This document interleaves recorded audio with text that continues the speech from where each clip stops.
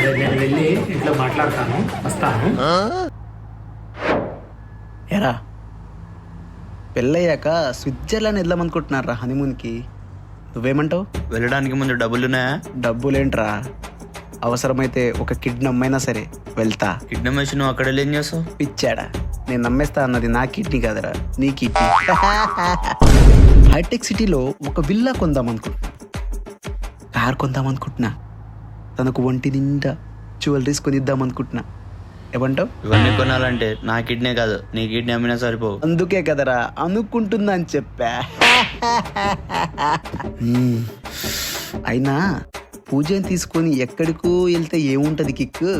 పెళ్లి చేసుకొని ఇక్కడికి తెచ్చి మీ మధ్యలో సీక్రెట్ గా రొమాన్స్ చేసుకుంటూ ఉంటదిరా కిక్కు. నువ్వేమన్నా చేసుకో, నాకెందుకు చెప్తున్నావు? ఏదోరా నీకు చెప్పుకోవాలనిపించింది అంతే. పాపిస్తోడా